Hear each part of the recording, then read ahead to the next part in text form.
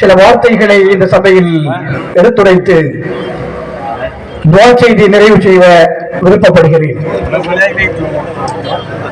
கோட்டை மேல்தெரு சுன்னத்துல் ஜமாஅத் மஸ்ஜிதுடைய திறப்பு விழா நிகழ்வில்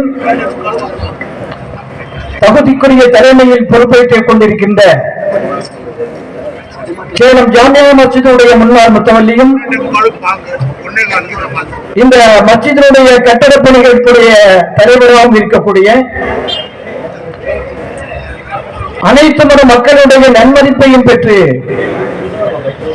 சமுதாய பணிகளில் எல்லா நிலையிலும் தன்னை ஈடுபடுத்திக் கொண்டிருக்கின்ற அல்ஹாஜ் எம் நாசர் கான் என்கிற அம்மான் சாஹிப் அவர்களே, கிராத்தோதிய ஜாமியா மஸ்ஜிதுடைய தலைமை இமாம் அபுரார் அஹ்மது ஹசரத் அவர்களே, வரவேற்புரை நிகழ்த்திய சேலம் கோட்டை மேல்தெரு மஸ்ஜிதுடைய செயலாளர் எஸ்ஏ சையத் ஃபாரூக் சாஹிப் அவர்களே,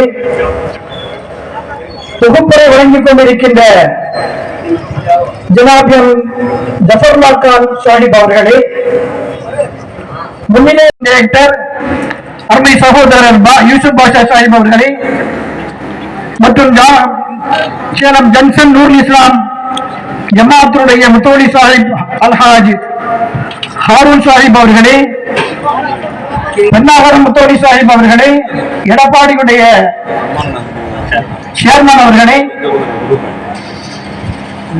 இந்த பகுதியினுடைய மாமன்ற உறுப்பினர் மூசா சாஹிப் அவர்களே, இன்னும் யார் யாரெல்லாம் இங்கே அழைப்பிற்கு ஏற்று வந்திருக்கிறார்கள் அவர்களையும் முன்னிலை வைத்துக் கொண்டிருக்கின்ற சங்கைக்குரிய சமுதாய பெரியவர்களையும் வரவேற்று வாழ்த்தி இந்த பணியை இந்த நேரத்தில் இதற்காக நேரம் ஒதுக்கி வந்திருக்கின்ற அனைவர்களையும் வல்ல இறைவன் அல்லாஹ் தஆலா கபூல் செய்து நூற்றாண்டு காலமாக இயங்கிக் கொண்டிருக்கின்ற ஒரு பணியை இறைவனுடைய ஒரு ஆலயத்தை சிறப்பித்து புதுப்பித்து இன்றைக்கு திறப்பு விழா நடத்தப்பட இருக்கிறது.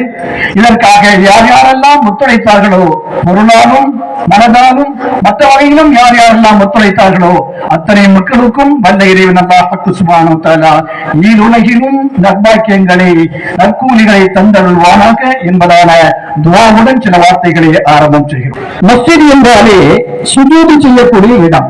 இறைவனுக்காக என்று நாங்கள் அடிபடுவதற்கு யாரும் இல்லை, ஒன்னிடத்திலேயே சரணடைந்து விட்டோம் என்பதான நம்முடைய சரணடைதலை காட்டுவதற்கான ஒரு இடம் தான் மஸ்ஜித்.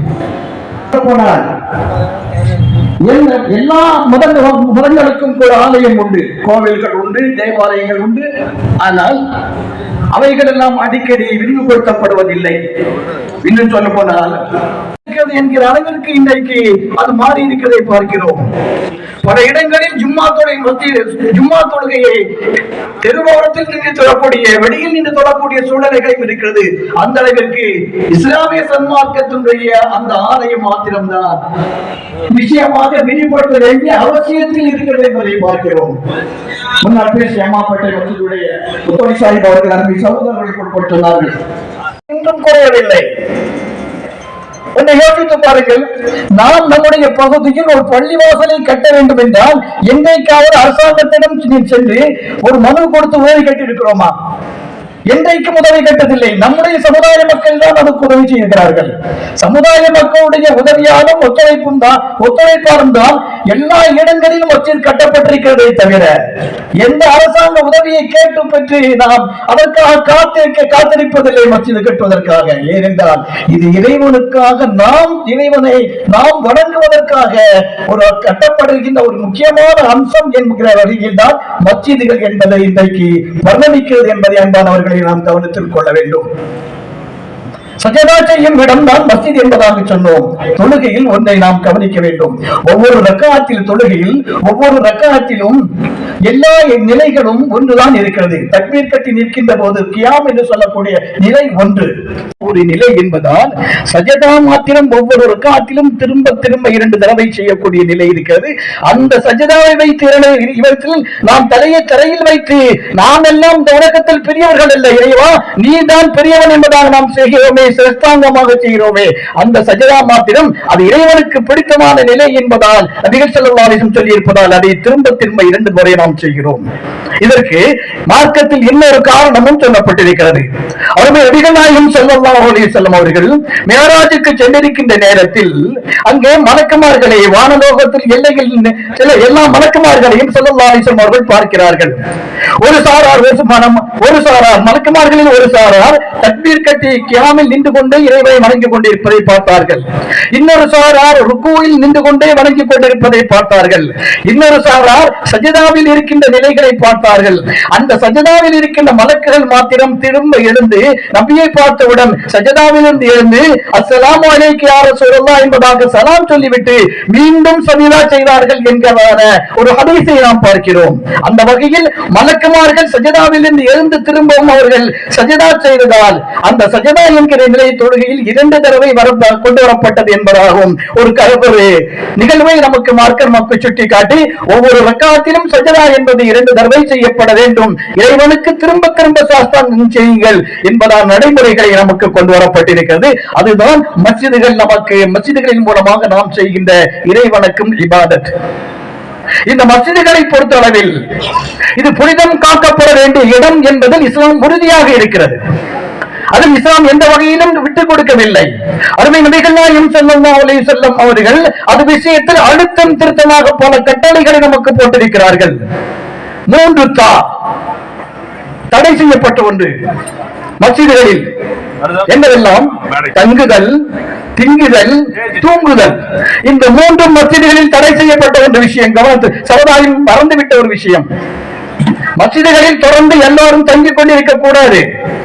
மஸ்ஜிதுகளில் அமர்ந்து கொண்டு திங்கக்கூடாது, சாப்பிட்டுக் கொண்டு இருக்கக்கூடாது.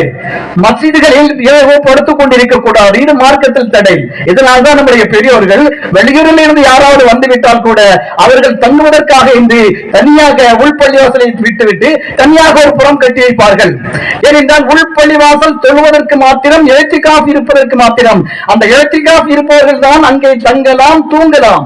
மற்றபடியாக யாரும் உள்பள்ளிவாசலில் தங்கக்கூடாது, புனிதம் காக்கப்பட வேண்டும். ஏனென்றால் அங்கே திங்கும் போது பல ஒழுக்கக்கேடுகள் வரும், தூங்கும் போதும் பல ஒழுக்கக்கேடுகள் வரும். இந்த நிலை மஸ்ஜிதுகளில் வரக்கூடாது என்பதற்காக அருமை நபிகள் நாயகம் ஸல்லல்லாஹு அலைஹி வஸல்லம் அவர்கள் இந்த தடையை எல்லாம் விதித்திருக்கிறார்கள். அதுபோலவே பச்சை பூண்டை சாப்பிட்டுக் கொண்டு பள்ளிவாசலுக்கு வரக்கூடாது. ஏனென்றால் பக்கத்தில் இருக்கின்றவர்களுக்கு அது ஒரு துர்வாடையாக இருக்கும் என்பதால் அப்படிப்பட்ட ஒன்றை சாப்பிட்டுக் கொண்டு மஸ்ஜிதுக்கு வரக்கூடாது என்பதையும் நபிகள் ஸல்லல்லாஹு அலைஹி வஸல்லம் அவர்கள் தடை செய்திருக்கிறார்கள். அதுபோலவே அசுத்தமான நிலையில் குளிப்பு கடமையானவர்கள் அசுத்தமான நிலையிலும் பள்ளிவாசலுக்குள் வரக்கூடாது. ஏனென்றால் அது இறைவனுக்கு என்றான ஒரு ஆலயம், முழுக்க முழுக்க இறைவனுக்கு சொந்தமான ஒரு ஆலயம். திருக்குர்ஆன் அதை அழுத்தமாக சொல்கிறது, வஅன்னல் மஸாஜித லில்லாஹ். மஸ்ஜிதுகள் என்பது அல்லாஹ்விற்கு உரியது. பள்ளி அல்லாஹ் தஆலா சொந்தம் கொண்டாடக்கூடியது. குர்ஆனிலேயே சொல்லி வஅன்னல் மஸாஜித லில்லாஹ், நிச்சயமாக என்பதாக அழுத்தமாக கூறி வஅன்னல் மஸாஜித லில்லாஹ், மஸ்ஜிதுகள் என்பது அல்லாஹ்விற்கு உரியது என்பதாக. हमारी किले के ऊपर दिल्ली की मस्जिद के ट्रस्ट बोर्ड और बिल्डिंग रेनोवेशन कमेटी की जानिब से हमारे सामने जो जितने भी कुर्सी में बैठे हैं आली जनाब हमारे बहुत से मोहल्ले और हमारे मोहल्ले वाले भाइयों, अब तमाम को हम शुक्रिया अदा करते हैं।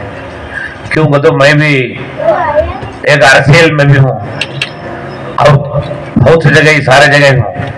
मैं अब तक ये गौर कर रहा हूँ, अल्लाह की बहुत बड़ी एक मेहरबानी, एक कुर्सी में भी एक ले भी अब तक नहीं उठे हैं। एक प्रोग्राम को तो वो प्रोग्राम की इज्जत करने में तमाम भी ऐसा ही बैठकर तुम्हें सुनते ही हम इज्जत करते ही, हमारे जो बुलावे को तुम्हें कबूल करे हैं, तुमने हमें और भी शुक्रिया अदा करता हूँ। अभी एक 5 मिनट में हमारा प्रोग्राम खत्म हो जाएगा इंशाअल्लाह।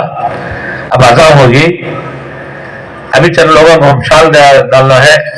अभी ये ओबलूर वाला हजरत बात करना है, उन्हें 5 मिनट में खत्म कर लेंगे।